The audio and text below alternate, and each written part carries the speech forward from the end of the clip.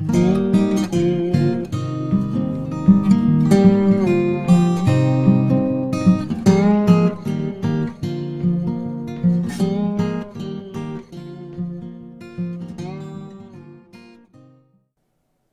입은 자에게 반드시 나타나는 증거는 감사와 나눔입니다. 자신이 받은 은혜가 너무나 귀하다고 생각한다면 마땅히 감사하고 나눌 수밖에 없는 것이죠. 하나님을 의지함으로 새로운 용기를 얻은 다윗은 마침내 아말렉을 상대로 승리하게 됩니다. 절망 중에 거둔 역전의 승리이기에 그의 감사와 나눔은 더욱 빛이 납니다. 오늘 본문은 사무엘상 30장 16절부터 31절이고요. 그 중에서 20절부터 25절까지 있겠습니다. 다윗이 또 양떼와 소떼를 다 되찾았더니 무리가 그 가축들을 앞에 몰고 가며 이르되 이는 다윗의 전리품이라 하였더라. 다윗이 전에 피곤하여 능히 자기를 따르지 못함으로 부소 시내에 머물게 한 200명에게 오매 그들이 다윗과 그와 함께한 백성을 영접하러 나오는지라. 다윗이 그 백성에게 이르러 문안하매 다윗과 함께 갔던 자들 가운데 악한 자와 불량배들이 다 이르되 그들이 우리와 함께 가지 아니하였은즉 우리가 도로 찾은 물건은 무엇이든지 그들에게 주지 말고 각자의 처자만 데리고 떠나가게 하라 하는지라. 다윗이 이르되 나 형제들아 여호와께서 우리를 보호하시고 우리를 치러 온 그 군대를 우리 손에 넘기셨은즉 그가 우리에게 주신 것을 너희가 이같이 못하리라. 이 일에 누가 너희에게 듣겠느냐. 전장에 내려갔던 자의 분깃이나 소유물 곁에 머물렀던 자의 분깃이 동일할지니 같이 분배할 것이니라 하고 그날부터 다윗이 이것으로 이스라엘의 율례와 규례를 삼았더니 오늘까지 이르니라. 아멘. 오늘 말씀의 제목은 특별한 은혜는 나눔으로 실천되어야 복이 된다 입니다. 다윗이 애굽 소년을 따라 아말렉의 주둔지에 도착했을 때 그들은 먹고 마시고 춤추고 있었습니다. 이에 다윗은 새벽부터 다음 날 저녁까지 그들을 사정없이 쳤습니다. 다윗의 군대는 400명 뿐이었지만 넉넉히 승리할 수 있었습니다. 잃었던 것을 되찾은 것은 물론이고 더 많은 노획물을 얻는 큰 승리로 이어졌습니다. 겉으로 판단하면 큰 승리의 요인을 적이 방심한 틈을 타 기습한 것이라고 하겠지만 실제로는 전적인 하나님의 은혜였습니다. 다윗은 승리를 거두고 돌아오는 길에 부소 시내에 남겨졌던 200명의 군사들을 만나 문안했습니다.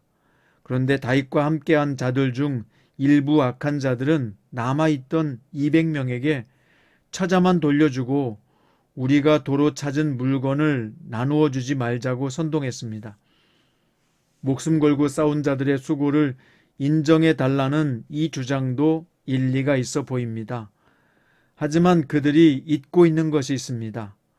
승리는 그들의 수고가 아니라 하나님의 은혜의 결과였다는 것입니다. 은혜 앞에서 공로를 주장하는 것은 불신앙입니다. 다윗은 전쟁에 참여했던 자들이나 남겨졌던 자들이나 동일하게 분배받을 것이라고 단호하게 결정했습니다. 그는 철저히 하나님의 관점에서 이 일을 바라본 것입니다. 다윗에게 전쟁의 승리는 사람의 능력과 지혜로 이루어낸 것이 아니라 전적으로 베푸신 하나님의 은혜였습니다. 그래서 은혜로 얻은 것은 함께 나누어야 한다는 것입니다. 우리가 누리는 것들은 하나님이 주신 은혜의 선물이요. 우리는 하나님의 은혜를 전달하는 통로입니다. 자, 25절에 보면 다윗은 전리품 분배에 대한 원리를 이스라엘이 지켜야 할 율례와 규례가 되게 했습니다. 구약시대 법령은 주로 돌판에 새겼는데 이는 함부로 고칠 수 없다는 것을 의미했습니다. 다윗은 은혜의 나눔이라는 원리를 이스라엘에서 바꾸지 못할 규범으로 삼은 것입니다. 은혜의 나눔의 원리는 이처럼 하나님 나라 백성의 기본적인 원리가 됩니다. 효율과 실리를 따지느라 하나님 나라의 원리를 범하는 것은 하나님 나라 백성의 정체성을 버리는 것과 같다는 것을 잊지 마십시오. 자, 26절부터 31절은요. 다윗은 다시 시글락으로 돌아와서 아말렉에게 얻은 전리품을 유다의 장로들에게도 나누어 줬습니다. 특히 각 지명들을 일일이 열거했는데요. 이것은 여러 곳에 보냈음을 보여주고 있습니다. 다윗은 자신이 이스라엘의 왕으로 기름 부음 받은 자임을 결코 잊지 않았던 것입니다. 그래서 아말렉과의 침략과 블레셋과의 전쟁, 사울의 통치 아래에서 힘든 나날을 보내고 있었던 장로들과 백성을 위로하고자 한 것입니다. 이처럼 은혜의 나눔은 안으로 모으는 것이 아니라 밖으로 흘러가게 하는 것입니다. 사랑하는 성장 큐티 가족 여러분, 여러분과 저에게도 하나님이 주시는 특별한 은혜가 있을 것입니다. 그 특별한 은혜를 나눔으로 실천해 보시기 바랍니다. 작은 것이라도 하나님께서 내게 주신 특별한 것으로 알고 나눌 수 있다면 여러분은 심는 만큼 반드시 복을 받는 하나님의 사람이 될 것입니다. 자, 오늘 말씀의 결론입니다. 이제 다윗은 과거 열정만 가득한 미숙한 지도자가 아닙니다.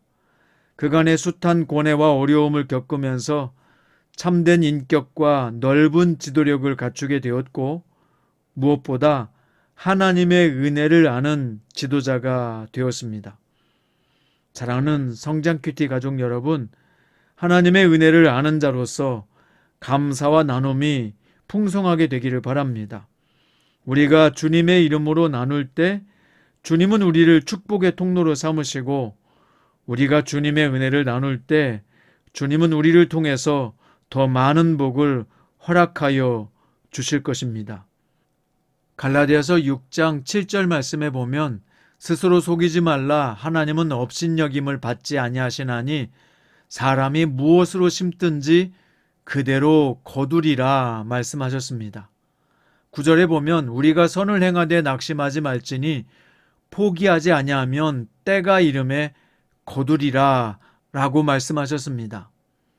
사랑하는 성장 큐티 가족 여러분, 주님의 은혜를 특별히 받았거든 주님의 은혜를 나누십시오. 그것이 물질이든지 시간이든지 아니면 격려의 메시지든지 아니면 작은 선물이든지 주님의 이름으로 나누십시오. 그것은 심는 것이고 우리 하나님은 반드시 그대로 거두게 하신다고 말씀하셨습니다. 받은 은혜를 나눔으로 말미암아 감사와 나눔이 더 풍성하게 되기를 주님의 이름으로 축원드립니다. 기도드립니다. 사랑하는 주님, 오늘 다윗이 아름답게 나누는 것을 보았습니다. 주님이 주신 은혜요 선물이라면 우리도 하나님의 은혜를 전달하는 통로가 되게 하여 주시옵소서. 무언가를 자꾸 가두고 나만 소유하는 인생이 아니라 주님께 받은 은혜와 사랑을 주변 사람과 또한 선교지와 또한 어렵고 힘든 사람들에게 나눔으로 말미암아 주님의 더 큰 은혜와 복을 받을 수 있는 귀한 축복의 통로가 되게 하여 주시옵소서. 오늘도 그리스도 안에서 나눔을 실천하는 복된 성도가 되기를 원합니다. 오늘 생명의 나눔 되시는 우리 주 예수 그리스도의 이름으로 기도드립니다.